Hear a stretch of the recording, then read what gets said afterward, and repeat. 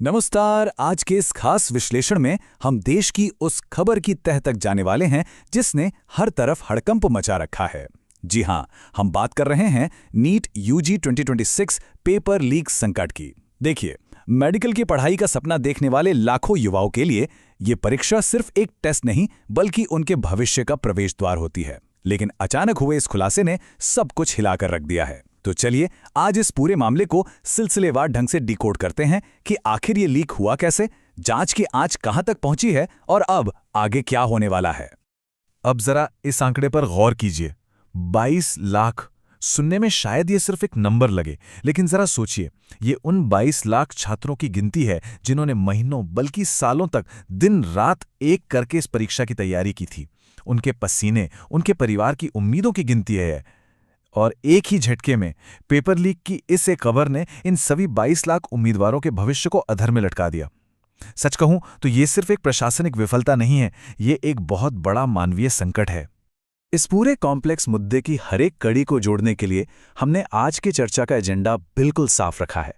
सबसे पहले बात करेंगे परीक्षा के रद्द होने की, फिर समझेंगे इस पूरे लीक की क्रोनोलॉजी और काम करने का तरीका। उसके बाद चलेंगे मास्टरमाइंड्स की तलाश पर, फिर नजर डालेंगे जांच और सुप्रीम कोर्ट के दखल पर, और अंत में सबसे जरूरी बात, आगे क्या होगा। तो चलिए सबसे पहले बात करते हैं इस अभूतपूर्व कैंसिलेशन की, जिसने पूरे देश को चौंका दिया। देखिए, परीक्षा रद्द होना कोई आम बात नहीं है, खासकर इतने बड़े स्केल पर। 3 मई को जो परीक्षा हुई थी ना, उसे भारत के 551 शहरों और यहां तक के विदेशों के 14 शहरों में एक साथ रद्द कर दिया गया है। आप इमेजिन कर सकते हैं इसका लॉजिस्टिकल नाइटमेयर। शिक्षा मंत्रालय के मुताबिक परीक्षा खत्म होने के बाद एनटीए को लगातार इंटेलिजेंस इनपुट्स और शिकायतें मिल रही थीं कि कुछ बेहद गोपनीय दस्तावेज परीक्षा से पहले ही अवैध रूप से सर्कुलेट हो गए थे। और इसी गंभीर भनक के बाद इतने विशाल भौगोलिक स्तर पर परीक्षा रद्द करने का ये ऐतिहासिक और कड़ा फैसला लिया गया। अब सबसे बड़ा सवाल उठता है कि आखिर इतने कड़े सुरक्षा घेरे में सेंध लगी कैसे। चलिए इस लीक की पूरी इनसाइड स्टोरी और इसकी कार्यप्रणाली को समझते हैं। अगर पुलिस सूत्रों की माने तो ये कोई रातों रात किया गया काम नहीं था, बल्कि एक बेहद वेल प्लान्ड क्राइम था। इसकी शुरुआत होती है महाराष्ट्र में नासिक की एक प्रिंटिंग प्रेस से, जहां से कथित तौर पर यह पेपर लीक किया गया। सोचिए, फिर परीक्षा से ठीक 4 दिन पहले यह पेपर पहुंचता है गुरुग्राम के एक डॉक्टर के पास। कहानी यहीं खत्म नहीं होती।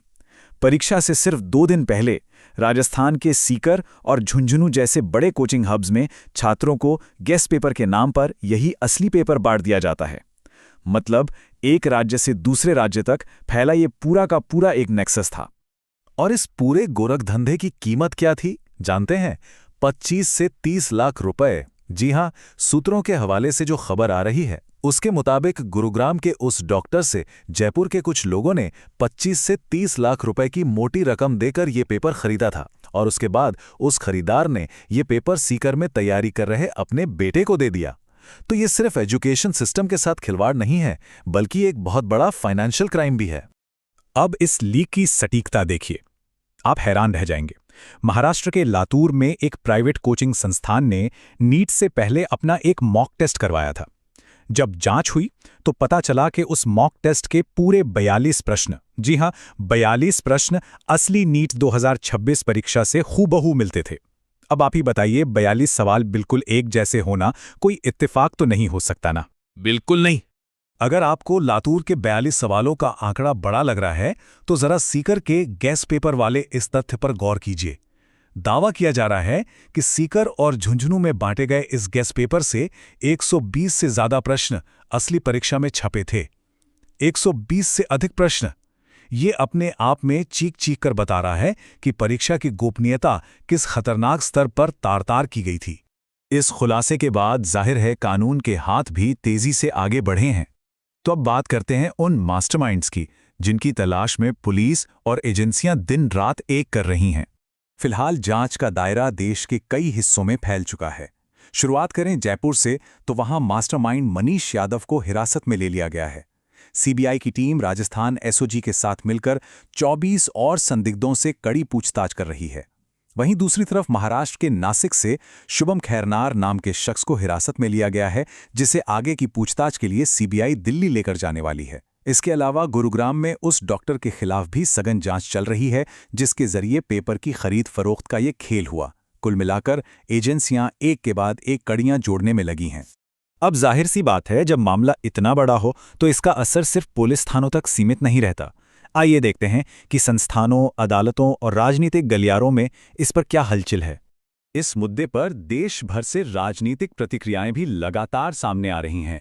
प्रमुख विपक्षी नेता राहुल गांधी ने परीक्षा रद्द होने पर कड़ा रुख अपनाते हुए कहा है, ये सिर्फ नाकामी नहीं, युवाओं के भविष्य के साथ अपराध है।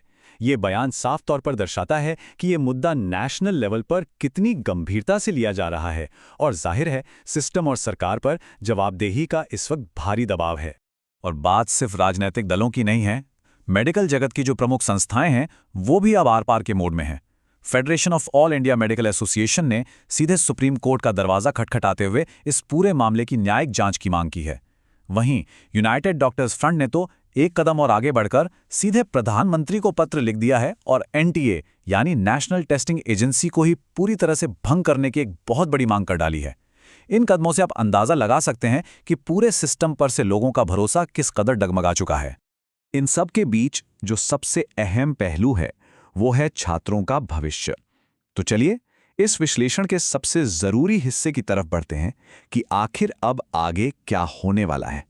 इस वक्त अगर आप किसी भी नीट उम्मीदवार से बात करें तो उनके मन में सबसे बड़ा, सबसे ज्वलंत सवाल सिर्फ एक ही है, भाई री एग्जाम आखिर होगा कब। इस पर एनटीए के महानिदेशक अभिषेक सिंह ने आश्वस्त किया है कि उनकी टीम पेपर लीक में शामिल लोगों पर तो सख्त कार्रवाई कर ही रही है, साथ ही साथ नई परीक्षा की तारीखें तय करने के लिए भी वॉर फुटिंग पर काम किया जा रहा है।